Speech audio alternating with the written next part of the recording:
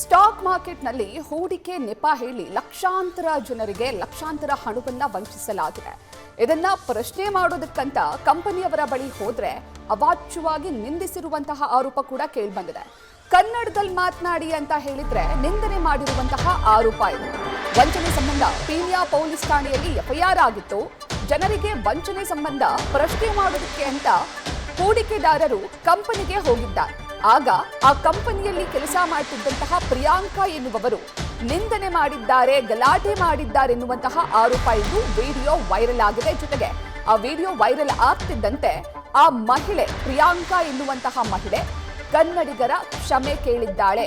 ಕನ್ನಡ ವಿಚಾರದಲ್ಲೇ ಆಕೆ ಅವಾಚ್ಯ ಶಬ್ದವನ್ನ ಬಳಸಿದ್ಲು. ಹಾಗಾಗಿ ಯಾವಾಗ ಆ ವಿಡಿಯೋ ಎಲ್ಲೆಡೆ ವೈರಲ್ ಆಯ್ತೋ, ಯಾವಾಗ ಆಕ್ಷೇಪ ವ್ಯಕ್ತವಾಯಿತೋ ಅದಾದ ನಂತರ ಮಹಿಳೆ ಕನ್ನಡ ವಿಚಾರದಲ್ಲಿ ಅವಾಚ್ಯ ಶಬ್ದ ಬಳಸೋದಿಲ್ಲ ಅಂತ ಕ್ಷಮೆ ಕೇಳಿದ್ದಾಳೆ. ಮಾಡಿರೋದೇ ಮೋಸ, ಮಾಡಿರೋದೇ ವಂಚನೆ. ಆ ವಂಚನೆಯನ್ನ ಪ್ರಶ್ನೆ ಮಾಡಕ್ ಹೋದ್ರೆ ಕನ್ನಡ ಮಾತನಾಡಿ ಅಂತ ಕೇಳಿದ್ರೆ ಕನ್ನಡ ಮಾತನಾಡಲ್ಲ ಅಂತ ಆಕೆ ಹೂಡಿಕೆದಾರರ ಬಳಿ ಗಲಾಟೆ ಮಾಡಿದ್ದಾಳೆ, ಜಗಳ ಮಾಡಿದ್ದಾಳೆ. ನನಗೆ ಕನ್ನಡ ಬರಲ್ಲ, ನಾನು ಮಾತನಾಡಲ್ಲ ಅಂತ ದರ್ಪ ತೋರಿದ್ದಾಳೆ. ಕರ್ನಾಟಕ ಸಮೀಕ್ ಕೇಳುತ್ತೇನೆ Karnataka. Sorry for Kannada people. So next time I will not be use this kind of bad words for Kannada.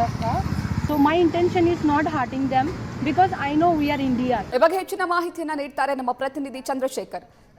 ಮಾಡಿರೋದೇ ವಂಚನೆ, ಮಾಡಿರೋದೇ ಮೋಸ, ಅದರಲ್ಲೂ ಕನ್ನಡ ಮಾತನಾಡಿ ಅಂದ್ರೆ ಬಹಳ ದರ್ಪದಿಂದ ದೌಲತ್ತಿನಿಂದ ಮಾತನಾಡಲ್ಲ ಅಂತ ಮಹಿಳೆ ಹೇಳಿದ್ದಾಳೆ. ಈ ಯಾವಾಗ ಆಗಿರೋದು ಘಟನೆ, ಎಷ್ಟು ಜನರಿಗೆ ಇದರಿಂದ ಮೋಸ ಆಗಿದೆ ಚಂದ್ರಶೇಖರ್? ಖಂಡಿತವಾಗಿ ಪ್ರತೀಕ್ಷಾ, ಏನು ಈಗಾಗಲೇ ಈ ಪ್ರಕರಣಕ್ಕೆ ಸಂಬಂಧಪಟ್ಟಂತೆ ಪೊಲೀಸರು ಆ ಒಂದು ಸ್ಟಾಕ್ ಮಾರ್ಕೆಟ್ ನ ಒಂದು ಆಪ್ ಏನಿದೆ, ಆ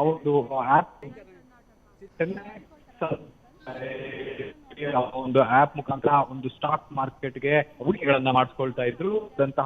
ಕೆಲವೊಂದು ಜನರಿಗೆ ಒಂದು ವಂಚನೆ ಆಗಿದೆ ಅನ್ನುವಂತ ಆರೋಪದ ಮೇರೆಗೆ ಈ ಒಂದು ಪ್ರಕರಣಕ್ಕೆ ಸಂಬಂಧಪಟ್ಟಂತೆ ಅವರು ಕೇಳಲಿಕ್ಕೆ ಆಫೀಸ್ ಕಚೇರಿಗೆ ಹೋದಂತ ಸಂದರ್ಭದಲ್ಲಿ ಏನು ಈಕೆ ಪ್ರಿಯಾಂಕಾ ಮೋಹನ್ ಅನ್ನುವಂತಹ ಉತ್ತರ ಭಾರತ ಮೂಲದ ಮಹಿಳೆ ಏನಿದ್ದಾಳೆ, ಈಕೆ ಏಕಾಏಕಿ ಜೋರು ಧ್ವನಿಯಲ್ಲಿ ಮಾತಾಡ್ತಾ ಹಲ್ಲೆ ಮಾಡುವಂತಹ ದೃಷ್ಟಿಯಿಂದ ಮುಂದೆ ಬರ್ತಾ ಇರ್ತಾಳೆ. ಅದಾದ ನಂತರದಲ್ಲಿ ಅಲ್ಲೇ ಇದ್ದಂತಹ ಏನು ವಂಚನೆಗೊಳಗಾದಂತಹ ವ್ಯಕ್ತಿಯ ಜೊತೆಗೆ ಇದ್ದಂತ ಮತ್ತೊಬ್ಬ ವ್ಯಕ್ತಿ ಕನ್ನಡದಲ್ಲಿ ಮಾತಾಡಿ, ಇದು ಕರ್ನಾಟಕ, ಕನ್ನಡದಲ್ಲಿ ಮಾತಾಡಿದ್ರೆ ನಮ್ಗೆ ಅರ್ಥ ಆಗತ್ತೆ, ನೀವು ಹಿಂದಿ ಅಥವಾ ಬೇರೆ ಭಾಷೆಯಲ್ಲಿ ಮಾತಾಡಿದ್ರೆ ನಮ್ಗೆ ಅರ್ಥ ಆಗೋದಿಲ್ಲ ಅನ್ನುವಂತ ಮಾತುಗಳನ್ನ ಹಿಡಿದಂತಹ ಸಂದರ್ಭದಲ್ಲಿ ಕನ್ನಡಕ್ಕೂ ಕೂಡ ನಿಂದನೆ ಮಾಡಿರುವಂತಹದ್ದು. ಎಲ್ಲೊಂದ್ ಕಡೆ ಇಲ್ಲಿ ಅಲ್ಲಿದ್ದಂತಹ ಏನು ಕನ್ನಡಿಗರಿಗೂ ಕೂಡ ಏನು ಸಾಕಷ್ಟು ಹರ್ಟ್ ಆಗಿರುವಂತಹದ್ದು. ಈ ಹಿನ್ನೆಲೆಯಲ್ಲಿ ಸದ್ಯ ಗೋವಿಂದರಾಜನಗರ ಪೊಲೀಸರಿಗೆ ಒಂದು ಮಾಹಿತಿಯನ್ನ ಕೊಟ್ಟು ಈಗಾಗಲೇ ಎಫ್ಐಆರ್ ಅನ್ನ ಕೂಡ ದಾಖಲು ಮಾಡಿಕೊಂಡು ಆರೋಪಿಯನ್ನ ವಿಚಾರಣೆಯನ್ನ ಕೂಡ ವಶಕ್ಕೆ ಪಡೆದು ವಿಚಾರಣೆ ಮಾಡಿ ಸದ್ಯಕ್ಕೆ ಬೇಲ್ ಕೊಟ್ಟಿರುವಂತಹದ್ದು. ಇನ್ನು ಆ ಒಂದು ಸ್ಟಾಕ್ ಮಾರ್ಕೆಟ್ಗೆ ಸಂಬಂಧಪಟ್ಟಂತೆ, ಇನ್ವೆಸ್ಟ್ಮೆಂಟ್ಗೆ ಸಂಬಂಧಪಟ್ಟಂತೆ ಈಗಾಗಲೇ ಪೊಲೀಸರು ಮಾಹಿತಿಯನ್ನ ಕಲೆ ಹಾಕ್ತಾ ಇರುವಂತಹದ್ದು. ಪ್ರತೀಕ್ಷಾ, ಥ್ಯಾಂಕ್ ಯು ಚಂದ್ರಶೇಖರ್ ತಮ್ಮೆಲ್ಲ ಡೀಟೇಲ್ಸ್ಗೆ. ಒಂದು ಆಪ್ ಮೂಲಕ ಸ್ಟಾಕ್ ಮಾರ್ಕೆಟ್ನಲ್ಲಿ ಹಣ ಹೂಡಿಕೆ ಮಾಡಿದ್ರೆ ಹಣ ಡಬಲ್ ಆಗುತ್ತೆ ಅಂತೆಲ್ಲ ಹೇಳಿ ಲಕ್ಷಾಂತರ ರೂಪಾಯಿ ವಂಚಿಸಿರುವಂತಹ ಆರೋಪ ಇದು. ಆ ಆರೋಪ ಮತ್ತೊಂದ್ ಕಡೆ ಆದ್ರೆ, ಇನ್ನೊಂದ್ ಕಡೆ ಅದನ್ನ ಪ್ರಶ್ನೆ ಮಾಡೋದಕ್ಕಂತ ಈಗ ಆಲ್ರೆಡಿ ಎಫ್ಐಆರ್ ದಾಖಲಾಗಿದೆ ಪೀಣ್ಯ ಪೊಲೀಸ್ ಠಾಣೆಯಲ್ಲಿ. ಹಾಗಾಗಿ ಹೂಡಿಕೆದಾರರು ಪ್ರಶ್ನೆ ಮಾಡೋದಕ್ಕೆ ಅಂತ ಆ ಕಂಪನಿಯ ಕಚೇರಿಗೆ ಹೋಗಿದ್ರು. ಆ ಸಂದರ್ಭದಲ್ಲಿ ಕನ್ನಡ ಮಾತನಾಡ್ತಿರ್ಬೇಕಾದ್ರೆ ನೀವು ಕೂಡ ಕನ್ನಡ ಮಾತನಾಡಿ, ಕರ್ನಾಟಕದಲ್ಲಿ ಕೆಲಸ ಮಾಡ್ತಿದ್ದೀರಾ, ಕರ್ನಾಟಕದಲ್ಲಿ ನಿಮ್ ಕಂಪನಿ ಇದೆ, ಕನ್ನಡ ಮಾತನಾಡಿ ಅಂತ ಕೇಳಿದ್ದಾರೆ. ಈ ಸಂದರ್ಭದಲ್ಲಿ ಆಕೆ ದರ್ಪ ತೋರಿದ್ದಾಳೆ. ಬಹಳ ದೌಲತ್ತಿನಿಂದ ನನಗೆ ಕನ್ನಡ ಬರಲ್ಲ, ನಾನು ಕನ್ನಡ ಮಾತನಾಡಲ್ಲ, ಬೇಕಾದ್ರೆ ನೀವು ಹಿಂದಿ ಮಾತಾಡಿ ಅಂತ ದರ್ಪ ಮೆರೆದಿದ್ದಾಳೆ. ಈ ವಿಡಿಯೋ ಎಲ್ಲೆಡೆ ವೈರಲ್ ಕೂಡ ಆಗಿದೆ.